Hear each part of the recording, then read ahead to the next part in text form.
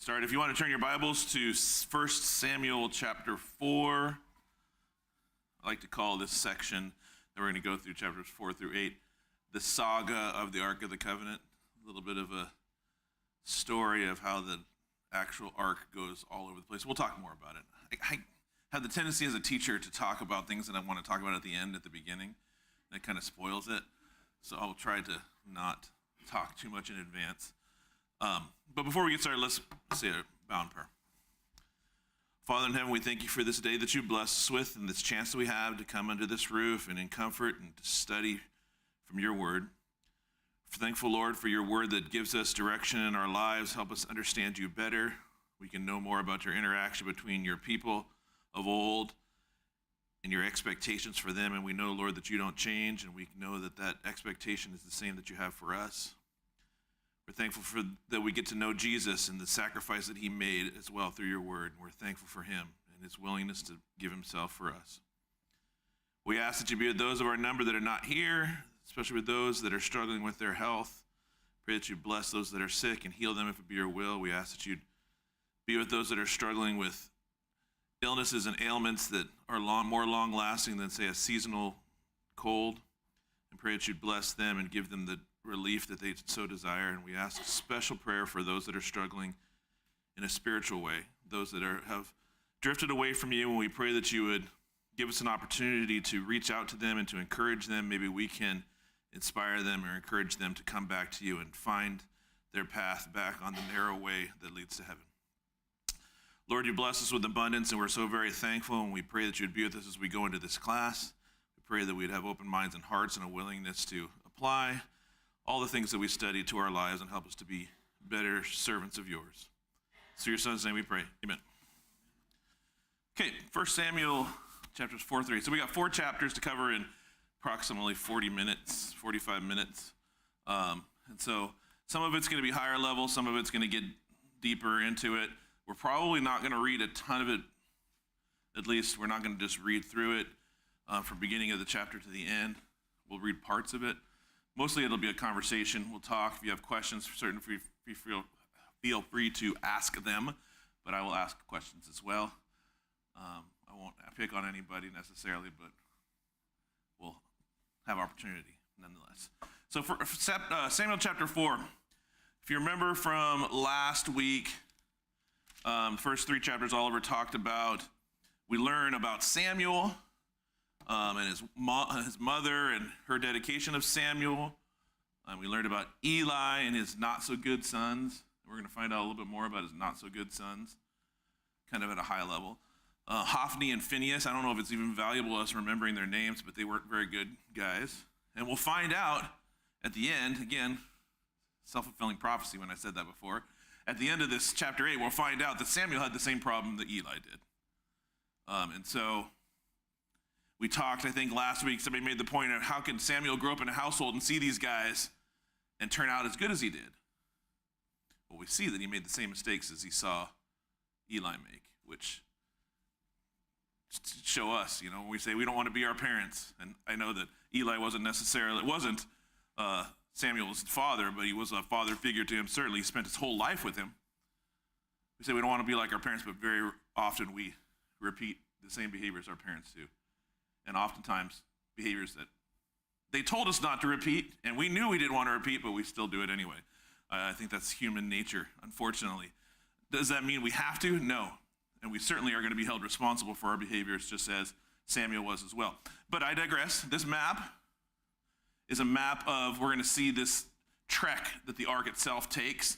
It makes its way around from Israel to the Philistines, and we'll find out they had a horrible time. I mean, most of you probably know the story, but we'll talk a little bit more about it. They had a horrible time with it. They learned their lesson that, hey, we don't want anything to do with this thing. And so they give it back, and ultimately it ends up, back in Israel. It doesn't end up back at Shiloh. We'll find out, again, another spoiler alert, Shiloh gets destroyed. Once the ark leaves, Shiloh becomes insignificant as far as the nation of Israel goes. But this is the path it's going to take. So if you want to commit all these names to memory, that'd be great. Beth Shemesh, and correct me if those of you that were at Todd Chandler's class, he talked about some of these places, and I had this vague recollection of some of them, and I went back into his PowerPoint slides, and I couldn't find them in there. So if you remember something that he talked about, and you want to bring that point up, please do, because I know there's some connection there. I just couldn't remember it. Beth Shemesh, Kirish, Jerem. This is all Philistine area. Actually it goes back to Israel eventually. But this is the trek it makes. And I love maps, so I wanted to throw a map in there. So chapter 4, and I give little headings to these chapters. Take it for what it's worth. It's just me and my interpretation of the story of that chapter. In chapter 4, we find out Israel really makes some really bad mistakes. It's starting in verse 1, and it says, the word of Samuel came to all of Israel. Now Israel went out to battle against the Philistines. They encamped at Ebenezer, and the Philistines encamped at Aphek. So Samuel goes and talks to Israel. It doesn't say what he talks about, but by inference we can see that he told them bad things are about to happen to Israel. He was giving them a message, most likely a warning. Bad things are going to happen, but Israel was impetuous. I think Israel typically felt like the Lord was always going to be on their side. I think it's implied here that they felt like the Lord was going to be on their side, but they decide, hey, we're going to go battle the Philistines. And the Philistines are an interesting nation. They're actually not native. I did a little bit of research, but I don't want to talk too much about it because I'm certainly not well informed. But the Philistines came from Crete, I believe, came across the Mediterranean into Canaan land and Canaan area and settled there. But they brought with them some technology, some warfare technology that was not common in Israel, in Judah, or well, I guess in Canaan. They had implements of warfare that the local tribes, and Israel being included, did not have. So they had an advantage, a tactical advantage, because they had implements that other places didn't have, other nations didn't have. And so the Philistines become this predominant power, and they're like really dominating the area, but Israel had the feeling, they had the confidence that God was with them. Well, in this instance, they go out to battle and they go up against the Philistines, and the first thing that happens is that they lose, and they lose badly. They lose 4,000. Well, badly is relative. Badly at the beginning, and it gets worse from there. But they lose badly. They lose 4,000 soldiers, and Israel retreats. And they're left wondering, well, why did God let this happen to us? Why did God allow for the Philistines, this pagan nation, to best his chosen people? And so, again, like man does, they came up with a good plan to help, I wouldn't say supplant, they wanted to supplement God's will with their will to say, well, maybe if we took this ark that's sitting in Shiloh at the tabernacle and we brought it, follow the rules, we'll bring it out with Levites, we'll bring it out with us to this battle site, we're going to win. And we see that they do that. And who goes with them when they bring it out?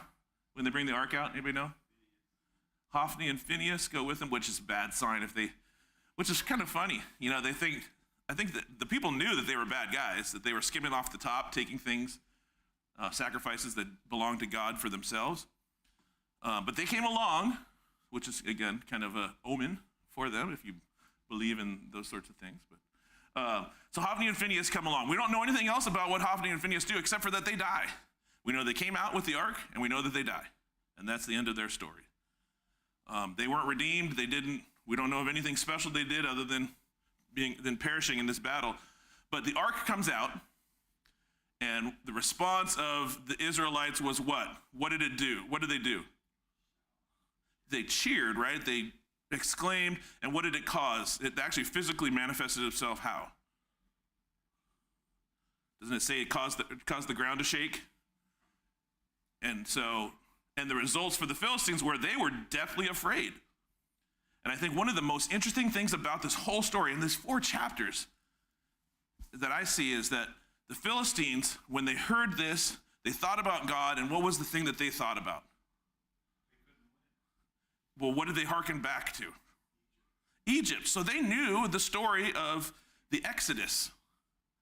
It's a little, the way it's worded here, they didn't get it right because they said God sent the plagues in the wilderness, which God didn't send the plagues in the wilderness. God sent the plagues on Egypt. And then they wandered in the wilderness.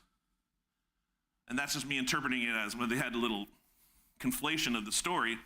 But they knew the story, which is impressive. So this is a considerable amount of time since the Exodus had happened. We're talking about hundreds of years since the Exodus. And yet, tradition had held true that the Philistines passed this story from generation to generation, and they were aware of it. Not so much, not even were they only aware of it, but they knew fine details about it. Charlie.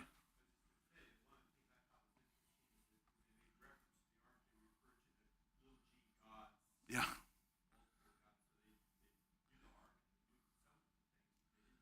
Right. And we'll see by what they do with it that they're really thinking, oh, it's just a thing. It's just one of the many pantheons of things that are out there. Every group has their own thing, and ours is better than yours, or yours is better than ours. And in this instance, they thought, well, this God, this small g God is powerful. What he did to the pharaohs, how he brought them through the sea. And they knew about that. And they were rightly afraid. But here's another thing that's kind of remarkable about the Philistines, which you don't see a lot of pagan nations doing this, is that they were afraid, deathly afraid, but yet they rallied. Somebody just said, well, let's just go fight. Let's go fight and let's see. Let's see what happens. So the Philistines had confidence. It was a little reserved confidence, but the Israelites had brazen, bold confidence that was misplaced. So they thought, hey, we're gonna work God's logic for ourselves. We're gonna say, this is where God dwells. This is our interface with God. Let's bring it with us, so God has to be with us. If we bring this ark out to battle, God's gonna be at the battle. God's gonna give us success because God's not gonna get captured by these pagan soldiers. But we find out that they go to battle. Oh, sorry, I missed a slide. Let me make this, sorry, give me a pause there. So they go to battle. The ark is there. Sorry, and I had referred back to the ark came from Shiloh where the tabernacle is. If we go to Jeremiah, God's talking to Jeremiah. He references that Shiloh was destroyed because of sin. So we don't know much about Shiloh after this other than most likely the Philistines destroyed it, but we don't know for sure. So they go to battle. And again, they have the ark with them, and they feel so mighty, but they're utterly destroyed. They lost 5,000 or 4,000 the first time. This time they lose 30,000 men. And not only that, but the ark is captured, which is like the heart, again, the heart and soul of the nation. And then also Eli's two no good sons were killed in battle. So it was utter despair. I mean, that's when I titled this, All is Lost. We're going to see that just bad thing after bad thing after bad thing happened. It was because of poor decisions, not following God, not trusting in God, but again, trying to supplant God with our own earthly or human wisdom. Does that make anybody remind anybody else of examples of people that have thought, hey, I know what God would do, or I know better than God, or let me use my thinking. I'll just give you an answer. My answer is I think of Abraham when he got into the hot spots. And, oh, you're my sister now. We'll be real smart. Let's trick these guys. We'll just tell them you're my sister. And then the Pharaoh should have rightly killed Abraham for his lie, but Pharaoh had respect for God and didn't want to violate God's will, and so he sent them on their way, told them to get lost. But that's one example. We could probably think of a multitude of others. I mean, a perfect example also of interaction with the ark was Uzzah and his wisdom to just try to make the ark keep from falling down. Oh, just touching. You weren't raising your hand. You were touching the ark. I got you. Which, these are very, very similar, about ark being moved around in a way that God did not designate. I mean, you can ask yourself a question. If I was in your seats, I'd say, well, why didn't God punish the Philistines for touching the ark? They moved the ark somehow. I mean, they didn't like teleport it or something. No, but he got touched. He touched it and he died. Right. So that is the point, is that the Philistines didn't know. They had ignorance. Their ignorance was, it says, when Paul talks about it, what did he say that God does with the ignorant Israelites? What did he do? He winked at it. Remember, these times of ignorance God winked at. Now he's commanding all men everywhere to repent. Anyway, I don't know the verse for that, but it's in the New Testament. Acts 17? Okay. But so the Philistines didn't know better, but the Philistines, anyway, I digress. The Philistines got the ark. They took it back with them. If we go back to the map, I believe it's, where do they take it to? One of the Philistine cities, Ashdod. Okay, so they take the ark to Ashdod. We'll find out more about what happens. It's a really funny or interesting story. But that's not the end of chapter 4. So they capture it, they take it away. Well, what's happened to Eli this whole time? Well, it turns out that he was sitting at the tabernacle in Shiloh by the gate and waiting. He was anxiously waiting to hear about the ark. And we'll find out the Israelites cared more about the Ark of the Covenant, at least in theory, maybe not in practice, in their minds, but not necessarily in their actions. But they cared so much about the ark. So Eli let the ark go. Could he have stopped them from taking it? He was certainly the judge of Israel for a long time. That's true. But I'm sure he would have known. He would have heard it, squeaking wheels. But he knew the ark was gone. Steve, so trying to trick me. He knew the ark was gone. He was waiting to hear a young man comes from the battlefield. He's somehow survived, and he comes back and tells Eli what happens. And he tells Eli his sons died. Okay? Eli doesn't have a response. But then he says the ark was captured, was taken.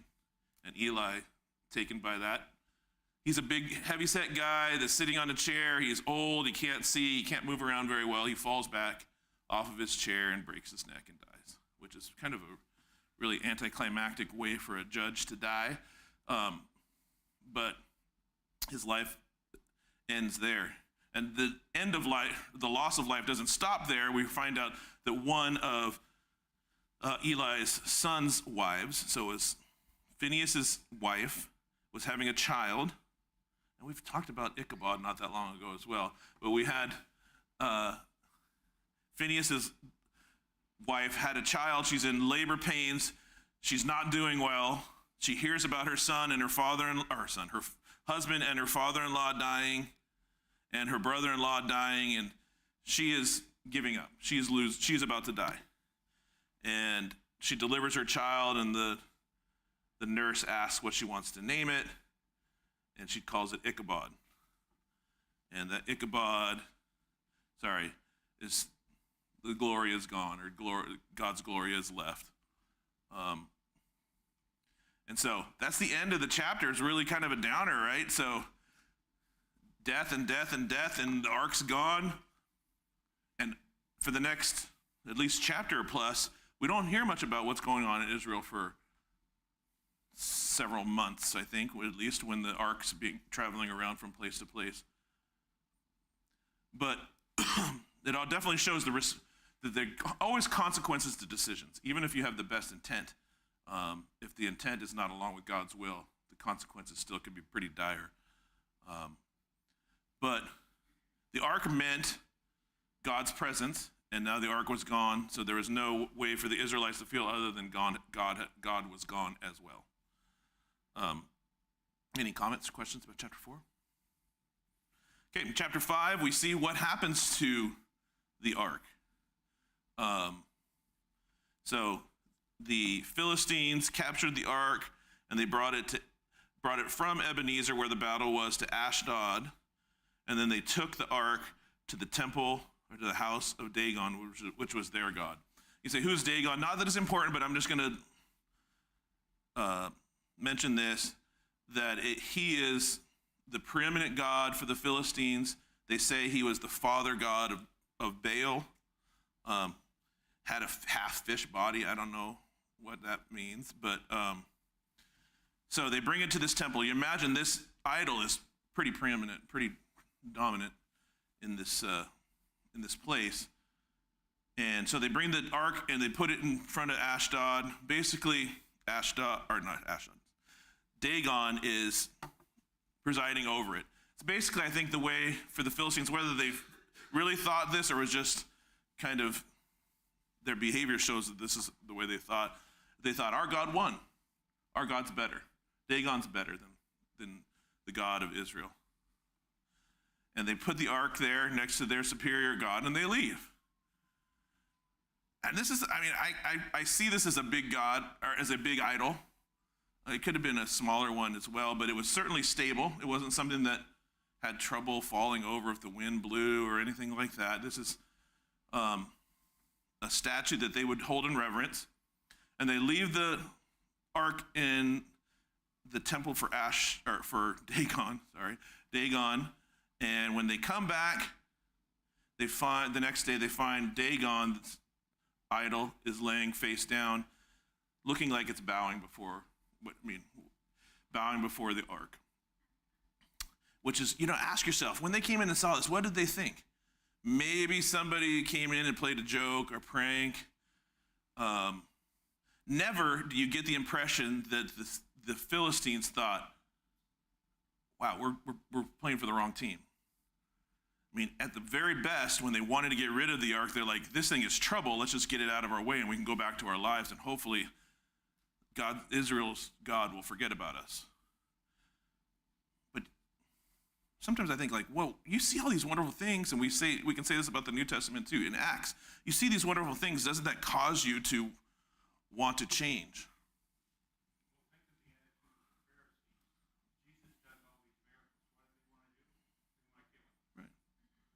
And it was clear, they made it clear why that was. They didn't care about the signs, they cared about the popularity. That's what they were most concerned about. They didn't want the good of the people, they wanted the good for themselves. But clearly, as this story goes on, the Philistines get scared, but they never really had a true change of heart. So they tip Dagon back up again. And where the story gets really interesting and really to me, if I saw this, I'd be scared to death, is that my God of stone that I have propped up here, the next day has fallen back over, but now his head's cut off and his hands are cut off. What do you have that cuts like that? Even if you're chiseling, you'd break it off, but you're not cutting it off. I see this as like a clean cut. And they were placed at the threshold. Oh, I'd be scared. What do? You don't glue that back together. It would seem like you would see the clear picture. At least we need to get the ark out of here, and they did. And we'll see. Anybody reading ahead know what their response to it was? What was their rationalization? Because it says because they had a tradition after this. Right. You don't step on the threshold. It was something about the threshold, I guess, that must have done it. Right, that's where and so I guess you have to step over the threshold, jump over the threshold to get in, but it's just interesting the thought process. So anyway, sorry. Okay, so the after that happened, it was time to move the ark to, now we're going from Ashdod, we're going to go to Ekron. Yeah, so they're sending it away. Oh, Gath first, okay. But the next thing that happens is now instead of inflicting or doing things to the idols, God now starts to punish the Philistines, and not just the warring Philistines or the leadership of the Philistines, but all of the Philistines. And it's really gross. And they start to get these tumors, and I will not get into detail about that, but there's some thoughts about, there it is. The answer was for these guys, give it to Gath. So here's the prayer. I got a problem. Let's just give this problem to somebody else. I'm sure it was one of those let's just not tell them what happened. Let's just give them this and say, here's your reward for the battle. Enjoy it. But so they give it to Gath. To give it to Gath. And Gath says, wait. How about we give it to Ekron? Let's give it to Ekron. I think they'll like it a lot better than us. And so as we get further into the next chapter, we'll see they start shifting it around. But during this time, the people start to get inflicted with they're called tumors. It looks like, from the Greek word, they're hemorrhoids. Basically, they're bleeding sores all over these people's bodies. And as a result, there's rats. And it's just gross. And, I mean, you know how researchers and theologians, they come up with some ideas. And they said it's maybe akin to like what the bubonic plague was kind of like. In that it was a lot of dirtiness that perpetuated the sickness, but it was also a lot of mental anguish and a lot of stress, and people really kind of just overreacting or freaking out, kind of going mad over the situation. And so I would assume that what they found is some sort of relief as they got away from the ark, but maybe not. Maybe the whole Philistine nation was suffering through this whole time. It's hard to know. But we know that the cities that this ark stayed in, the people that were there started to have these same symptoms, these same things happen to them. And so they're wanting to get rid of this thing. And so now they're thinking, no, let's just give it back to Israel. And not only that, but let's give it back to Israel and let's make an atonement offering. Let's see if we can just apologize to the God of Israel, give him something, and hopefully he'll forgive us. But first they thought, and I have to give him credit, chapter 6, we see the kind of the ingenuity of the Philistines. They wanted to put it to the test because they had a theory that said, well, either it's the God of Israel or it's just coincidence. And say, let's test it. And here was their science experiment. They said, okay, we're going to get rid of this ark because these blisters, or whatever we want to call them, and these rats, mice, whatever they were, they're really bothering us. It's really gross. Let's get rid of this ark, but let's test this. So we're going to find some milk cows. Why would you think it was important to have milk cows? They're about to pull this ark. You see the picture. These two, these have horns. They're finding milk cows. Why do you think milk cows? Here's my theory for milk cows. It's never been under a yoke before. Milk cows give milk. They don't pull the plow. So they have milk cows that are not going to enjoy being under a plow or under a yoke to start with. So if you've got a milk cow, you put it under a yoke, it's going to want to get that yoke off of it. So they put the yoke on the milk cows, and then they say, let's take their calves. So these are milk cows that had recently had babies. Let's take their calves and let's take them back home, hide them away, and let's just see where the cows go. The maternal instinct, the animal instinct would be, let's find my calf. Where is my calf? Let's find my calf. But the test was, well, if it heads back to Israel, then it was God that did this to us. If it's not, then we'll say it was a coincidence and hope everything gets better eventually. That's my interjection there, that last part, but I assume that that's what the rationale was. And so they send it away. They hook it up. They don't push it in a direction. They send it off, and it heads right toward Beth Shemesh, which is Israelite city. But we see also in, I want to look up this verse. When they sent the cart away, it says the cows were lowing, which I imagine holding their heads down. Certainly not, if you can think about, if cows' behaviors tell us how they're feeling, they were not pleased to be taking their trip. They were doing it, they were compelled to do it, not necessarily doing it because that's what they wanted to do. I know that's probably reading a little bit into it, but certainly the cows were not the cows that were designed to do this type of work. So they're pulling this ark, and they pull it straight to Beth Shemesh, into the field of Joshua. And it's interesting, too, the Philistines follow along. There's lords of the Philistines. How many does it say there were?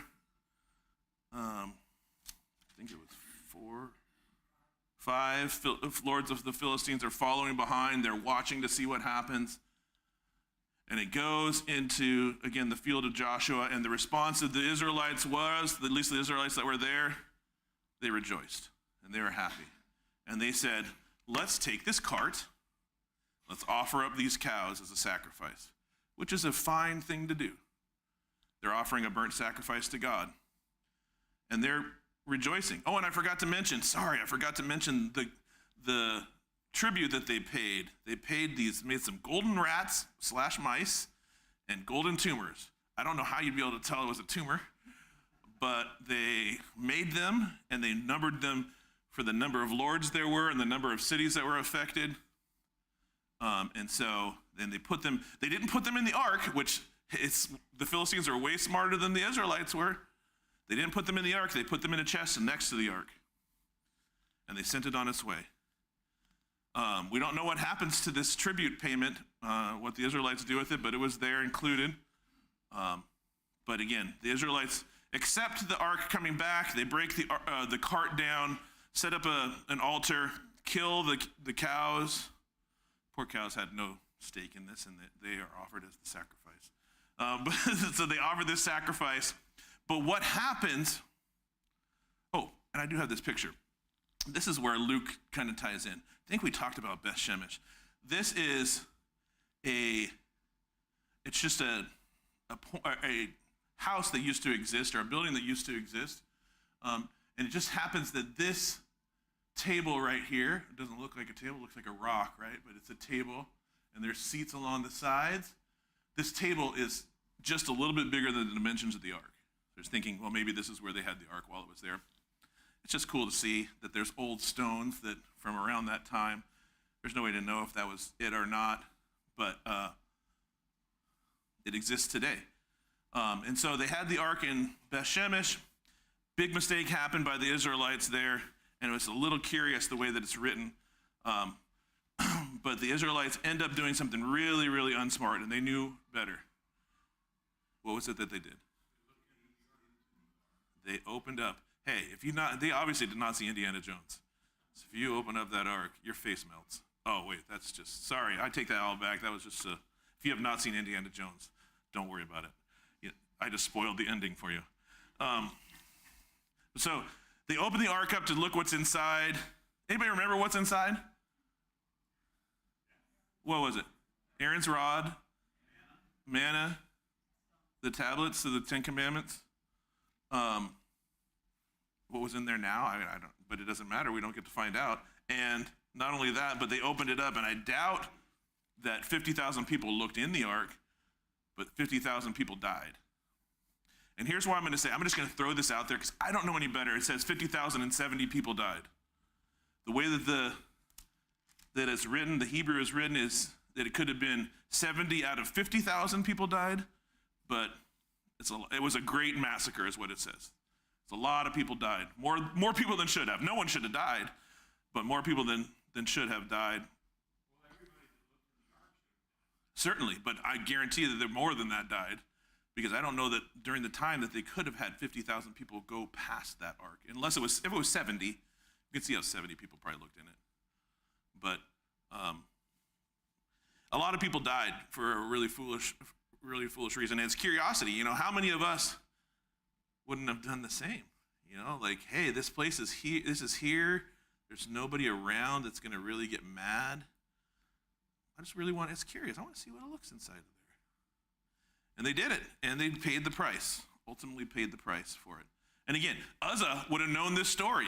It makes me think, well, what was Uzzah thinking when he got designated to pull the ark on this cart? He had to know, like, this is not something to mess around with.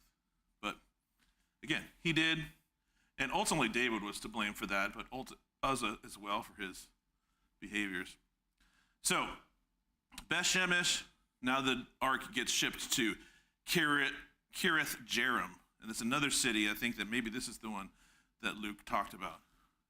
This is actually Kiriath Jearim. This is a Jew or Catholic building on the top. The Catholics bought it like in the 20s when they kind of discovered that it was there.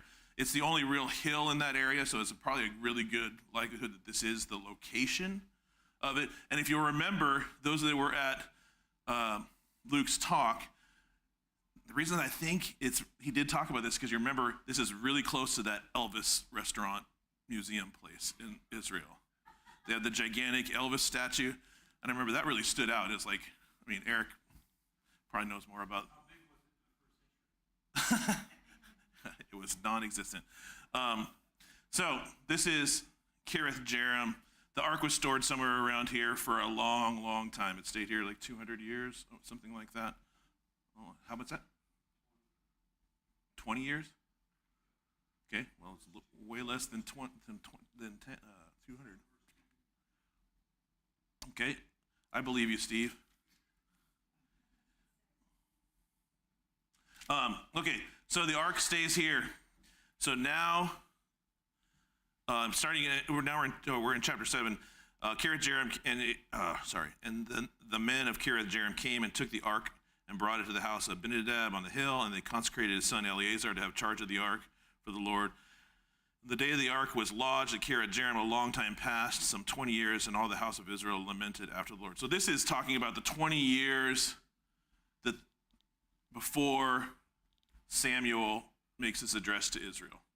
It was 20 years. It sat in Kirith Jearim for 20 years before the Israelites realized the ark is not where it's supposed to be. The ark is not, it has not had its prominence, right? It was sitting in the tabernacle in the Holy of Holies for almost the entire existence of the Israelite nation, and now it's been wandering around kind of like they did, and now it's sitting in a home that it was not designed to sit in. It's actually staying in someone's house, and that they had to appoint someone to take care of it. So 20 years later, Samuel is 20 years older. Eli's long gone now, and Samuel has to bring another message to the Israelites. And this time, he's kind of making the pitch that Joshua made all those years ago before they crossed over the Jordan into the Promised Land. It's put away your false idols. Put away these false gods that you've turned your hearts to. Get rid of them and serve God only. And if you do that, God will pull you to him. But if you don't, God will turn his back on you. And so the Israelites actually heard it, and they took it to heart. And I like the word Ebenezer is put up. Anybody know that song that we sing about that has Ebenezer in it? O thou fount of every blessing. We say Ebenezer, and oftentimes we're like, Ebenezer is a stone of healing or a stone of help. Still doesn't mean a whole lot to us, but to them it meant a whole lot. And so they set up this monument to this commitment, this renewed commitment that they're making to the Lord, which is, if you know what happens next, which is really sad. What happens next is that the full-fledged turn their back on God and asking God to leave them alone. They're done. But there's another battle that happens that kind of reinforces the Israelites' confidence in God. So they've experienced a lot of domination by the Philistines, a lot of heartbreak and loss and death. And the Philistines are again dominating them. They lost the ark, and then they lost the use of the ark. They lost where it was. They lost the dedication to it. And then they met this place where Samuel calls them, and they had this talk, and Eli asked them to commit, and they make this commitment, and the Philistines hear about it, and they said, well, all the people of Israel are in, where was it? Mizpah? All the Israelites are in Mizpah. Let's attack them. We can get rid of a bunch of them in one fell swoop. And they come down, and the Israelites didn't have to lift a finger.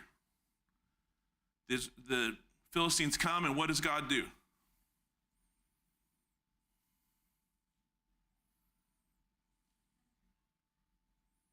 So they didn't drive him off. What's that? It's a thunderous effect that causes them to fear and run. And now is when Israelites jump up and they go cut them down. But it's easy to kill, or to fight an army that's running away from you rather than one that's coming at you with swords and spears. And so God takes care of the Israelites. He delivers them this day. They commit themselves to him. And then starting in verse 15 of chapter 7, it says, Samuel judged Israel all the days of his life. And he went on a circuit year by year to Bethel, Gilgal, and Mizpah. And he judged Israel in all these places. And then he would return to Ramah, for his home was there. And there also he judged Israel, and he built there an altar to the Lord. And then in verse 1 of chapter 8, it says, Samuel has become old, and he made his sons judges over Israel. Ooh. Not that that's necessarily inherently wrong, but the next verse says, the name of the firstborn was Joel, and the second was Abijah. They were judges in Beersheba, yet his sons did not walk in the ways, but turned aside after gain, and they took bribes and perverted justice. Same problem that we had with Eli. And so Israel had committed itself, but again, now we see their leadership is faulty, failing. Samuel is old. His heirs apparent are failing the nation of Israel and serving only themselves rather than serving God. But we see one interesting thing. As a result of that battle, when they committed themselves to God, the Philistines never came back. They never dominated Israel again. In verse 3, it says, 13, I think. Yes, back in chapter 7, sorry, I didn't put the chapter in there. Chapter 7, verse 13, it says, the Philistines were subdued and did not again enter the territory of Israel, and the hand of the Lord was against the Philistines all the days of Samuel. And the cities that the Philistines had taken from Israel were restored to Israel, from Ekron to Gath, and Israel delivered their territory from the hand of the Philistines. There was peace also between Israel and the Amorites. Okay, so now chapter 8, I think I already jumped into chapter 8 a little bit, but we see that Israel has recommitted itself. We got the ark back. We want God on our side. We are committed to God. And not much long later, they said, well, we'd rather have a king. And they come to Samuel and say, we want a king. And Samuel says, a king? You realize what a king's going to do for you. A king's going to take your sons and make them his servants, going to make him take care of his stuff. He's going to take your daughters, make them servants. He's going to take your crops. He's going to take your food. I mean, he's going to do bad things to you. Samuel's telling them, this is what's going to happen. And their response was, we don't care. And so he goes to God. And this is where I put, I titled this God's Heart Breaks. I think this is when the nation finally, after all of this time from the creation, the beginning of Abraham to this point where they've delivered into the promised land that was promised to Abraham, did they finally say, God, we don't want you. We want a human. We want a man to do our battling for us, not God. And God's response was, I mean, when you hear it, it does have a sad tone to me. It's, Samuel, they're not rejecting you. Samuel was personally hurt as well. But God's response, Samuel, they're not rejecting you. They're rejecting me. And so God sees that the heart of the people had turned completely away from him. And again, just one chapter ago, I don't know how much time it was. It certainly wasn't a considerable amount of time because Samuel was still alive. But the Israelites their response is, we want to be like the other nations around us. We want a king like everybody else.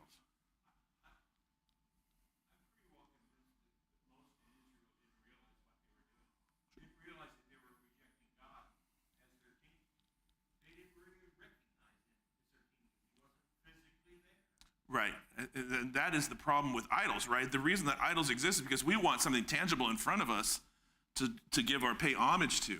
We make icons, like we'll make a cross, a symbol to revere, when really it doesn't, it's Jesus, it's God. It's not any symbol that you're going to make with hands, right? God doesn't dwell in temples made with hands.